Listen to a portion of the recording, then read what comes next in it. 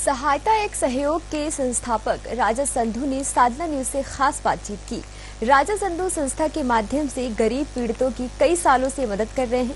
आपको बता दें कि हर सप्ताह वृद्धाश्रम में वह प्रत्येक सोमवार गरीबों को संस्था भोजन मुहैया कराती है। इसके अलावा संस्था विभिन्न तरह की जन सेवा कार्य करती है। राजनीतिक क्षेत्र में भी राजा संधू भारतीय जनता पार्टी में सालों से सक्रिय कार्यकर्ता के रूप में कार्य कर रहे हैं। साधना न्यूज में आप सभी का स्वागत है और मैं हूं आपके सामने वीना दुबे। अपने कार्यक्रम के माध्यम से हम आपके सामने आज लेकर के आए हैं राजा संधू जी को, जो कि सहायता एक सहयोग संस्था के संस्थापक है। काफी दिनों से इनकी संस्था जो है अपनी सेवाएं लोगों तक पहुंचा रही है। आइए हम राजा जी से आपकी मुलाकात करवाते हैं। सर, आपका हमारे स्टूडियो में बहुत स्वागत है। सर, मैं सबसे पहले जानना चाहूंगी कि आपकी पूरी शिक्षा जो है वो कहाँ से हुई है और कहाँ तक आपने पढ़ाई की है? नमस्कार मित्रों, मेरा नाम राजा संधू है। मेरी प्राथमिक शिक्षा, मैं भिलाई से ही हूँ। मेरी प्राथमिक शिक्षा भिलाई सेक्टर 6 से हुई थी और उसके बाद फिर मैंने कॉलेज शंकराचार्य कॉलेज से कॉलेज किया। फिर मैं आईटी के लिए हैदराबाद चला गया। हैदराबाद से मैंने ग्रेजुएशन ही किया था आईटी का। उसके बाद दिल्ली में मैंने जॉब भी की है आईटी में। उसके बाद 3 साल जॉब करने के बाद फिर वापस मैं भिलाई आ गया और बिजनेस, छोटा सा बिजनेस उसको मैंने चालू किया और आज यहीं पे भिलाई में ही है, भिलाई में रहेंगे जी। सर, सहायता एक सहयोग संस्था, ये क्या है संस्था? किस तरीके से संस्था के माध्यम से आप कार्य कर रहे हैं? सबसे पहले ये बताइए कि किस तरीके की संस्था है ये? काफी समय से दिमाग में चल रहा था। ऐसे भी नॉर्मली हम लोग जब भी कुछ नीडी लोगों को देखते थे तो हम लोग मदद करते थे। हमारा ग्रुप है, उसमें हम लोग जब भी ऐसा लगता था कि इनको किसी चीज की जरूरत है तो मदद करते थे, बट चीजें चैनलाइज नहीं होती थी। मतलब कब किसको कहाँ बुलाना है, कैसे करना है, ये नहीं हो पाता था। तो फिर मैंने निर्णय लिया कि क्यों ना इसको अच्छे तरीके से इसका काम को किया जाए। जब भी किसी जरूरतमंद को जरूरत रहती है, या हम लोगों ने कई प्रोग्राम्स भी चालू किए हैं, तो अभी पूरी टीम रेडी है, पूरी टीम के साथ काम होता है। जैसे ही कोई टीम का मेंबर किसी भी चीज को उनको जानकारी मिलती है तो सब एकत्रित होकर उस काम को करना चालू कर देते हैं। जी। संधू जी, लोगों तक अपनी सेवाएं पहुंचाने के काफी सारे माध्यम होते हैं। सहायता एक सहयोग संस्था के माध्यम से ही आप लोगों तक सेवाएं पहुंचाने का जिम्मा आपने कैसे लिया, क्यों लिया? कई प्रोग्राम्स हैं जो हमारे संस्था में चल रहे हैं। हमने उसको अलग अलग अभियान के तौर पे लिया है।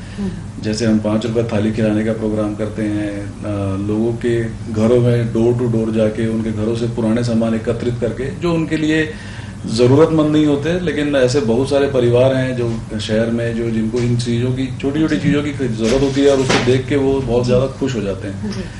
वो प्रोग्राम करते हैं। सैनिटरी पैड अवेयरनेस का प्रोग्राम जो लड़कियों के द्वारा लीड किया जाता है वो करते हैं। ओल्ड एज होम जाना करते हैं। तो ऐसे बहुत सारे प्रोग्राम हैं जिसको सहायता एक सहयोग रन कर रही है और लोगों तक पहुंच रही है और उनकी भी मदद कर रही है। यहाँ पर एक सबसे जरूरी सवाल है संधू जी कि क्या आपकी संस्था जो है वो रजिस्टर्ड है? जी, शुरुआत में तो हमने निस्वार्थ भाव से चीजों को स्टार्ट किया था। काफी समय तक हम काम करते रहे। उसके बाद रजिस्ट्रेशन के लिए अभी गया हुआ है, बस फाइल हमारी बस आने ही वाली है। उसका रजिस्ट्रेशन ऑलमोस्ट हो गया, डन हो गया। जिस तरीके से आपने बताया कि आपकी संस्था जो है वो रजिस्टर्ड का उसका प्रोसेस अभी जारी है, जी। लेकिन कई सारी संस्थाएं ऐसी भी हैं जो बिना रजिस्टर्ड हैं और अपना कार्य कर रही हैं। क्या कारण है कि रजिस्टर्ड नहीं हो पा रही हैं वो संस्थाएं? आप अगर देखेंगे, मेरा पोर्टफोलियो देखेंगे, जैसे पहले दिन से हम लोग जिस काम पे भिड़े हुए हैं, अगर आप पोर्टफोलियो में जाएंगे तो हमारे हफ्ते में 3 से 4 प्रोग्राम होते हैं। हम लोग डेडिकेटली काम को, ऐसा नहीं है कि सिर्फ मैं हूँ तो मैं कर रहा हूँ, पूरी की पूरी टीम हमारी है जो डेडिकेटली काम करती है। अगर रात को भी बुलाएंगे तो रात को भी आ जाते हैं, दिन में भी काम करते हैं। लगातार काम करने के कारण वो एक जोश है सब में।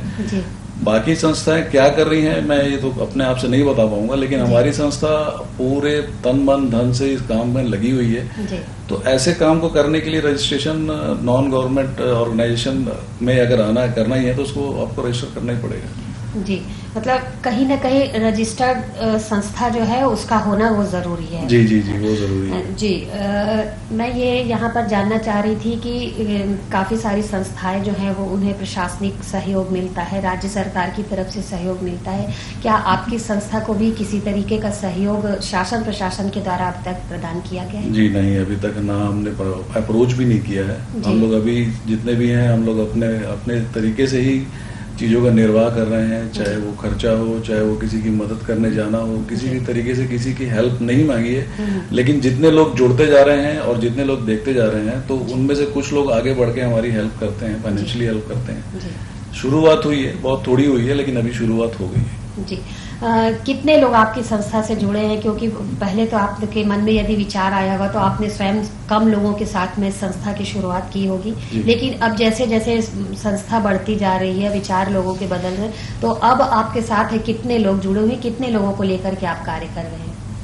शुरुआत में तो काफी मशक्कत थी, क्योंकि ये चीज समझाना किसी को कि आओ एनजीओ में मिलके निस्वार्थ भाव से किसी की मदद करें, तो इसमें बहुत शुरुआत में तो बहुत मुश्किल हुई, लेकिन धीरे धीरे करके बहुत सारे लोग ऐड होते गए। बहुत सारे आज हमारे संस्था में बिजनेस करने वाले भी हैं, नौकरी करने वाले भी हैं, कॉलेज वाले भी हैं, इवन स्टूडेंट्स जो स्कूलों में जाते हैं वो भी हमारी संस्था जुड़े हुए हैं विद देयर पेरेंट्स परमिशन। अगर कोई स्कूल का बच्चा आ रहा है तो हम उनके पेरेंट्स से बकायदा बोलते हैं कि ये आ रहा है और अच्छे कार्य कर रहा है। तो ऐसे करते करते आज हमारे पास लगभग 250 के लगभग मेंबर्स हैं और कार्य कर रहे हैं। ये जो लोग आपके पास आ रहे हैं, जो लोग संस्था से जुड़ रहे हैं, वो स्वयं अपनी मर्जी से ही आ रहे हैं आपके पास? ये कार्य ऐसा है ना कि इसको अगर हम कर रहे हैं लगातार लोगों के बीच में जा रहे हैं, तो ऐसे बहुत सारे लोग आज भी हैं जो जिनके पास जरिया नहीं है कि किसी तरीके से किसी की मदद कैसे की जाए। तो आज हम लोगों की मदद का एक जरिया बन रहे हैं, तो हमारे से लोग जुड़ते जा रहे हैं जो इस काम में ऐसी भावना रखते हैं कि हाँ हम इस काम को करके लोगों की मदद करें। तो आज एक सहायता, एक सहयोग जरिया बन गई इस काम का। जी काफी सारे लोग जो है वो स्वयं से ही आकर के आपकी संस्था से जुड़ रहे हैं, क्योंकि किसी न किसी रूप में वो अपना भी सहयोग लोगों तक पहुंचा करके अपना भी मतलब जो है वो उद्देश्य पूरा कर रहे हैं। काफी अच्छा आप जो संधू जी आप कार्य कर रहे हैं, लोगों तक पहुंच रहे हैं, आपकी संस्थाएं जो है लोगों तक सेवाएं दे रही है, अपने आप में तारीफ की बात है। सर चूंकि आप एक अच्छी फैमिली से बिलोंग करते हैं, क्या है आपका फैमिली बैकग्राउंड क्या है, और फैमिली में होने के बाद आप एक एनजीओ से भी जुड़े हैं, तो ये सारे समय को किस तरीके से आप मैनेज करते हैं? दोनों चीजों में कहाँ समय किस तरीके से आप बांटते हैं? मेरा ऐसा मानना है कि भावना जो होती है किसी की हेल्प करने की या किसी की मदद करने की, ये जब आती है तो फिर आप समय कैसे भी निकाल ही लेते हो। मेरी फैमिली यहाँ नहीं है, पंजाब में रहती है। मेरी माता जी हैं, मेरे बड़े भाई हैं, भाभी हैं, मेरी सिस्टर हैं जो रायपुर में रहती हैं, और काम है जैसे काम कर रहे हैं हम अपना, जैसे लोन्स का काम रहता है, फाइनेंशियली काम रहता है। ये काम करने के बावजूद भी क्योंकि दिमाग में ये बात है कि कुछ करना है, किसी के लिए कुछ करना है, तो अगर आप किसी भी चीज को मानते हैं इस बात को कि हमको करना है, तो आप उसके लिए समय निकाल ही लेंगे। एनी हाउ वो चीज के लिए काम करने के लिए वो समय आप निकाल के उस काम को कर ही लेते हैं। जी। तो मन में ऐसी भावना रख के अगर आप काम करेंगे तो आप डेफिनेटली इस चीज के लिए मतलब अचीव कर लेंगे काम को करने की, तो उसमें कोई परेशानी नहीं होती। मन में यदि इंसान ठान ले तो कोई भी बाधा जो है वो किसी काम में हावी नहीं हो सकती, अड़चन पैदा नहीं कर सकती। ये आपने काफी अच्छी बात कही है। सर एनजीओ के अलावा भी आप कहीं और कार्यरत हैं? जी हमारा फाइनेंशियल काम है, छोटे मोटे हम लोग लोन देने का भी काम करते हैं। जी। कुछ बैंक्स हैं जिनसे कनेक्टेड हैं, जिसके थ्रू लोगों तक हम लोग लोन देते हैं। जी।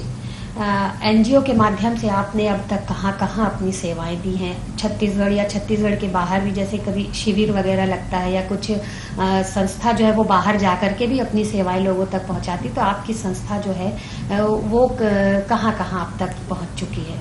अभी तक तो हम लोग भिलाई के आसपास, भिलाई जिले के आसपास, दुर्ग जिले के आसपास के एरिया में ही हम लोग गए हैं। जैसे मैंने आपको बताया था कि सैनिटरी पैड अवेयरनेस का प्रोग्राम हमारे यहाँ होता है, जिसमें उसको चलाती हैं लड़कियां, चलाती हैं उसको, जो वॉलंटियर्स हैं। तो आसपास के गांव जैसे रूरल एरिया है, वहाँ पर गांव में जाके जिन बच्चों को इसके बारे में नॉलेज नहीं है, वहाँ पर उनका जाना, उनको डेमोन्स्ट्रेट करना और अच्छे से समझाना, उसकी वैल्यू को बताना, हाइजीन कैसे रहना है, ये सब चीज़ों को समझाना, और उसके बाद उसका वितरण भी लड़कियों द्वारा ही पूरा किया जाता है।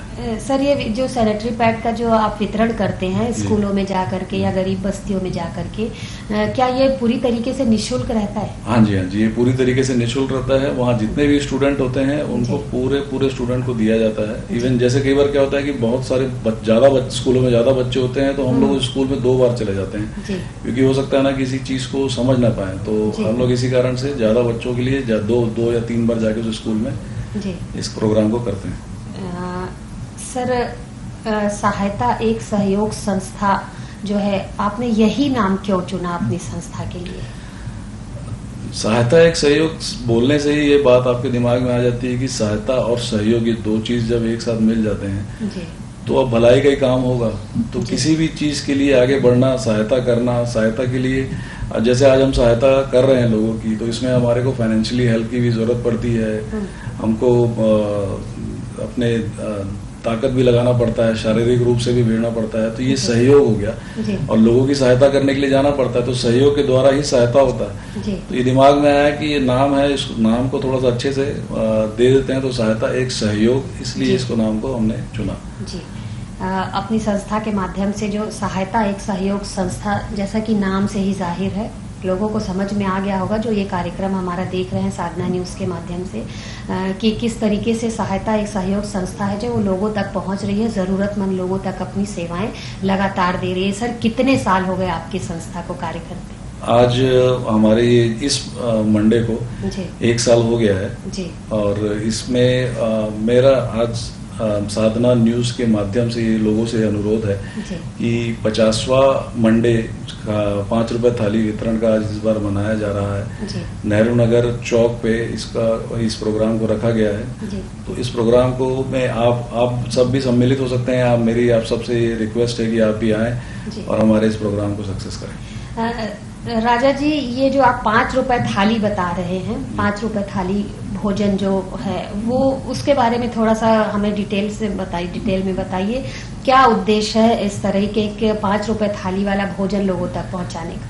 शुरुआत हमने जब की थी तो हम खाना लेके कई बस्तियों में जाते थे, वहाँ खाना देते थे।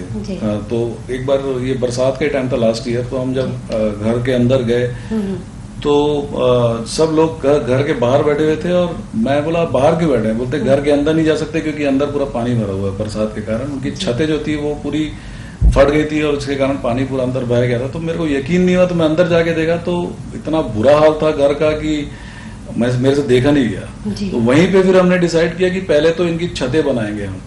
हमने वहां से शुरुआत ऐसी की थी। हमने लोगों के बस्तियों में पूरे उनके तिरपाल से मदद से करके, और इसमें पूरे वॉलंटियर्स के थ्रू ही हुआ था सहायता एक सहयोग। हमने कभी किसी को पेड काम नहीं करवाया। तो उस वक्त हमने पूरे घरों में छतें लगाई ताकि बरसात में वो अच्छे से रह सकें। और उस वक्त हमने देखा कि खाने की वैल्यू क्या है। एक्चुअल में जो नीडी लोग हैं वो इसकी वैल्यू को समझ रहे थे। तो मैंने इस प्रोग्राम को चालू करने के लिए देखा कि मेरे को, और जब भी हम आप हाईवे में रहते हैं तो जो ऑटो वाले हैं, जो जोमेटो वाले हैं, जो कॉर्पोरेट सेक्टर के हैं, जो जिनकी सैलरी 15,000 रुपए तक है, वो 70-70, 80-80 रुपए में खाना खाते हैं। एक तो इनकी मदद हो जाएगी कि हाँ भाई मंडे को एक टाइम हम इनको 5 रुपए का वही खाना, क्योंकि हम क्वालिटी से कॉम्प्रोमाइज नहीं करते और ऐसा भी खाना नहीं बना रहे हैं जो उनको अच्छा ना लगे। तो कभी राजमा रहता है, कभी छोले रहते हैं, कभी पनीर रहता है। तो ऐसा खाना खिला रहे हैं कि वो बहुत खुश होकर जाते हैं। इवन जब भी आप आएंगे तो आपका फील होगा। तो ना क्वालिटी से कॉम्प्रोमाइज कर रहे हैं, ना हम क्वांटिटी से कॉम्प्रोमाइज कर रहे हैं। तो उनके लिए ये खाना 5 रुपए का खाना एक बहुत उत्साहित करता है उनको कि आज हमारा मंडे, और वे वेट करते हैं। वो इस मंडे को क्या हुआ कि हम लोग 2:30 बज गया था, मतलब 2 घंटा लेट हो गए थे किसी कारणवश।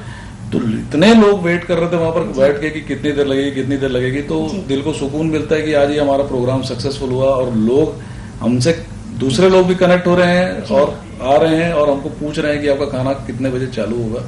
दिल में बहुत खुशी मिलती है इस चीज के लिए। कहते हैं ना, जब कोई अच्छा काम आप कर रहे होते हैं और अगर लोग चीज का इंतजार कर रहे होते, तो ये अपने आप में एक खुशी देने जी, वाला जी, पल जी। होता है। जिस तरीके से लोग आप बता रहे हैं कि आपके साथ जुड़ रहे हैं, और उस थाली की वैल्यू क्या है वो यदि उनसे अपन जा करके पूछें तो ये वास्तव जी। में एक बहुत बड़ी बात होगी। सर, आप वास्तव में बहुत अच्छा कार्य कर रहे हैं और आगे भी हम उम्मीद करेंगे कि आप अपनी जो सेवा है वो निरंतर जारी रखेंगे। जी, यहाँ मेरा एक सवाल था आपसे कि आपकी संस्था में कुपोषित, वृद्ध और दिव्यांग जनों के लिए किस तरीके की सुविधा है? क्या कोई इनके लिए विशेष जगह आप लोगों ने बनाई है, या इनकी देखभाल आप किस तरीके से कर रहे हैं? और यदि नहीं है तो आगामी दिनों में इस तरीके के लोगों को लेकर के आपकी संस्था की क्या सोच है?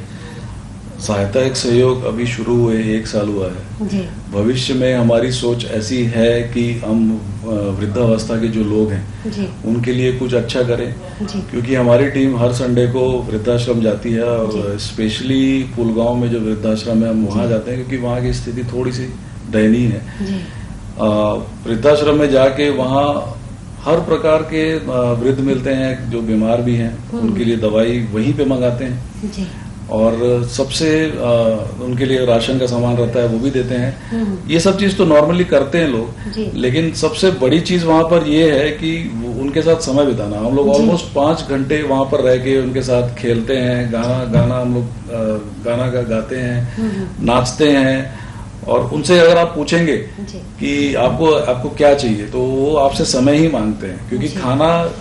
खाना वहां पर प्रोवाइड करने के लिए बहुत लोग आ जा रहे हैं, जी। चले जा रहे हैं, लेकिन उनके पास कोई समय नहीं गुजारता, क्योंकि ऐसे भी कई वृद्ध हैं वहां पे जिनके खुद के अपने लोग जो आज भी हैं उन्होंने उनको वहां छोड़ा हुआ है और वो इस चीज के लिए बहुत दुखी जी। हैं। और आप उनके साथ अगर समय गुजारेंगे तो वो इतने खुश होते हैं कि आप उनकी आशीष लोगे, आपको इतनी आशीषें देंगे वो कि आशीर्वाद देंगे वो, और आप बोलोगे कि हाँ यार आज हमने कुछ अच्छा काम किया है। जी तो मन को बहुत राहत मिलती है वृद्धाश्रम जाके, हर संडे को जाते हैं।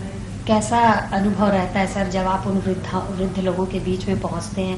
वो लोग अपनी बात आपसे शेयर करते हैं, आपसे समय मांगते हैं, आप उन्हें समय देते हैं, उस वक्त जो उनकी दुआएं जो निकलती हैं उस वक्त आप कैसा फील करते हैं? बहुत ब्लेस्ड फील होता है, बहुत अच्छा लगता है, क्योंकि ऐसे हमारे वॉलंटियर्स जो बहुत ज्यादा इमोशनल भी हैं, वो उनकी बातें सुन के वो इतना रोते हैं जी क्योंकि उनकी कहानी बहुत दर्दनाक होती है। जी ऐसे भी हैं जिनके 3 लड़के हैं, 3 बच्चे हैं, शहर में हैं, लेकिन वो इसी शहर में रह रहे हैं और इसी शहर में अपने माँ बाप को वो वृद्धाश्रम में छोड़ के चले गए। जी तो वो जब अब ऐसा होता है कि आप अपना दुख जब बांटते हो तो दुख कम होता है, तो हम जितना ज्यादा कोशिश हो सके उनसे ये पूछते हैं आप बताइए, उसके बाद फिर हम उनसे मस्ती करते हैं। वो दर्द के बाद वो जो खुशी चेहरे में उनके आती है वो देखते ही बनती है, और हमको भी ये फील होता है कि हमने कुछ अच्छा काम किया है ताकि वो उस रात को अच्छे तरीके से सो सके कि हाँ आज हमारे पास कोई आया था, हमारे साथ अच्छा समय गुजारा, दुख और सुख दोनों की बातें की।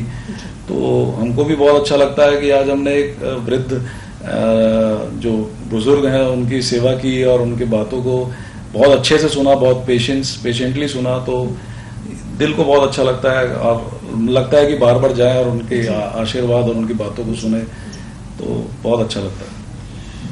संधू जी, जिस तरीके से देखा गया है आज की जो न्यू जनरेशन होती है, आप भी काफी यंग हैं, न्यू जनरेशन जो है वो काफी अलग तरीके के काम को अपना पैशन बनाते हैं, उस फील्ड में जाने को दूसरे तरीके से जाते हैं, जैसे म्यूजिक हुआ, जिम हुआ, काफी सारी फील्ड हैं यंग लोगों के लिए, उसमें जाना पसंद करते हैं। आपने इस संस्था को के माध्यम से कार्य करने का ही कैसे सोचा, या किसी से आपको प्रेरणा मिली जो आप इस फील्ड में आए? जी, मेरे प्रेरणा स्रोत मेरे पिताजी हैं। जी छोटा था तो उनके साथ अक्सर कहीं ना कहीं जाया करता था, और वो रायपुर में थे तो मैं उनको स्टेशन भी छोड़ने जाया करता था। जी तो जब मैं नहीं जाता था तो वहां से स्टेशन से जब आते थे तो जो भी रिक्शे वाले होते थे उनको जेब में हाथ डाल के जितना पैसा होता था उनको दे देते थे, कभी पूछते नहीं थे कितना हुआ। जी उनके देहांत के बाद ऐसे बहुत मदद करते थे वो, और बहुत जगह उनको देखता था, वो हेल्प बहुत करते थे। जैसे कोई अच्छा सिंगर भी मिल जाता था जिसको पैसे की जरूरत होती तो पैसे से हेल्प करते थे बहुत ज्यादा, क्योंकि उनके पास समय नहीं होता था। तो उनके जाने के बाद जब वहां पर गरीब लोगों को पता चला जितने भी थे कि वो नहीं रहे, तो वो इतना ज्यादा परेशान हो गए कि वो इवन ये तक बोलने लगे थे कि अब हम जिंदा कैसे रहें, क्योंकि हमारा पालन पोषण वही करते थे। जी तो मेन ये प्रेरणा जो है मेरे को मेरे पिताजी से ही आई है। उन्हीं को देखा लोगों की भलाई करते हुए। आज जो भी है, जैसा भी चल रहा है, मेरे प्रेरणा से और मेरे पिताजी। साधना न्यूज के दर्शक जो हमारा ये कार्यक्रम देख रहे होंगे, मुझे लगता है जरूर ही वो संधू जी की बातों से प्रभावित हुए होंगे, क्योंकि आजकल ऐसा बहुत कम देखने को मिलता है कि बच्चे जो हैं वो अपने माता पिता की सीख लें और उनके कार्यों को आगे बढ़ाएं। ये बहुत कम ऐसा रहता है, लेकिन संधू जी ने जिस तरीके से अपने फादर से प्रेरणा लेकर के इस कार्य को किया, जैसा कि उन्होंने बताया कि उनके फादर जो थे वो काफी समाज सेवा के क्षेत्र में काफी प्रसिद्ध थे, लोग उनका इंतजार करते थे और आज जाने के बाद भी उनको याद कर रहे हैं, तो वाकई में अपने आप में ये बहुत बड़ी बात है। किसी के जाने के बाद क्योंकि कोई किसी को याद नहीं रखता, और यदि संधू जी के फादर को कोई याद कर रहा है तो ये अपने आप में बहुत ही तारीफ की बात है।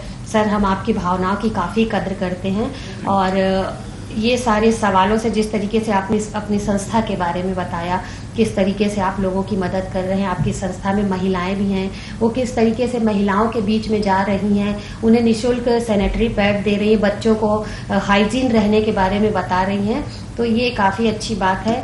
अब यहाँ पर हम आ जाते हैं थोड़ा सा राजनीति की तरफ, क्योंकि आप राजनीति से भी जुड़े हुए हैं और वर्तमान में राम जन्मोत्सव समिति में भी आप महामंत्री का पद संभाले हुए हैं। कब से आप राजनीति में जुड़े हुए हैं? चूंकि कॉलेज टाइम भी एक रहता है जब लोग छात्र राजनीति से जुड़ते हैं, तो आप कब से जुड़े हुए हैं? मैं राजनीति में 2012 से जुड़ा जी। हमने काम किया, लोकसभा के लिए काम किया, उसके बाद फिर मैं भारतीय जनता युवा मोर्चा में जिला उपाध्यक्ष के पद में रहा। जी। वर्तमान में मैं श्री राम जन्मोत्सव समिति के में जिला महामंत्री के पद में हूँ। 2012 से ही मैंने ज्वाइन किया है राजनीति को। जी। तो आगे क्या प्लानिंग है आपकी राजनीति को लेकर के? क्या इस फील्ड में आप आगे और जाना चाहेंगे? काम करना मेरा उद्देश्य जी। है, आगे क्या होता है ये तो मैं अभी सोच नहीं रहा हूँ, बट जो भी काम रहेगा, काम करना मेरा उद्देश्य है, और जैसा भी काम हमको दिया जाएगा जी। हम काम करते रहेंगे। भविष्य में क्या होने वाला है ये तो मैं अब नहीं बता सकता, जी, जी। बट ये है कि मेरा शुरू से मेरा आचरण यही रहा है कि मैं जब भी जो भी काम रहे उस काम को अच्छे से, उस काम का निर्वाह करूं, तो चाहे वो सहायता सहयोग में हो या फिर राजनीतिक क्षेत्र में हो, जी। जैसा भी ऊपर से आदेश आता है, जहाँ से भी आदेश आता है, हम लोग उस काम का निर्वाह करते हैं। जी। अभी जो आपकी संस्था है सर, उसमें महिलाएं कितनी होंगी? हमारी संस्था में इस जो एक्टिव महिला इस वक्त हैं वो लगभग 15 के लगभग हैं। जी। 15 महिलाएं हैं, क्योंकि आना जाना लगा रहता है, क्योंकि कई जॉब वाली हैं, कई कॉलेजेस में जाने वाली हैं, ऐसे हैं वो, बट फुल्ली एक्टिव पूरे तरीके से जो काम को कर रही हैं वो ऑलमोस्ट 15 है। ये जो महिलाएं या जितने भी कार्यकर्ता आपके साथ जुड़े हुए हैं, क्या वो अपनी सेवाएं तो लोगों तक दे ही रहे हैं, क्या आपकी तरफ से उन्हें कुछ राशि के तौर पर दी जाती है सर? जी नहीं, यही बात है, यही खास बात है जी। जो मैंने आपको बोला कि जो एक्टिव लोग हैं जितने भी, वो पूरे निस्वार्थ भाव से हैं। आप जैसे आप मंडे को आइए, आपको नजर आएगा कि वो कितने डेडिकेटली होके काम करते हैं। ऐसा कुछ भी आपको देखने को नहीं मिलेगा कि मैं ये काम क्यों करूं, मैं ये काम नहीं करता।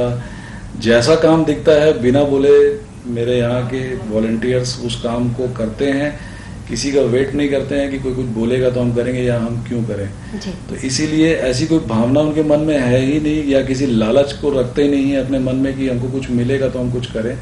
उनके मन में भी यही बात है, और हम डिस्कस भी करते हैं तो हमेशा यही बात सामने लाते हैं कि निस्वार्थ भाव से ही काम करना है, किसी के लिए, पैसे के लिए या किसी भी चीज के लिए इस काम को हम नहीं कर रहे हैं। सर, जिस तरीके से संस्था के द्वारा इंसानों की, वृद्धाश्रम की, महिलाओं की, कन्याओं की मदद की जाती है, एक सवाल मेरे मन में था। आजकल देखने को मिल रहा है कि काफी सारे जानवर भी जो हैं वो ऐसे ही घूमते रहते हैं, भूखे प्यासे रहते हैं, जिनके लिए गौठानों की भी व्यवस्था की गई है, लेकिन ज्यादातर पहुंच नहीं पाते हैं गौठानों तक। तो ऐसे जानवरों के लिए भी क्या आपकी संस्था कुछ सहयोग करती है? जी, मैं जुड़ा हुआ हूँ एनजीओ से। मैं मेरा नाम रजिस्टर नहीं है, बट मैं जुड़ा हुआ हूँ और सेल्फ मेरे से जितना हो सकता है, क्योंकि आप देखेंगे कि गौ सेवा बहुत हो रही है।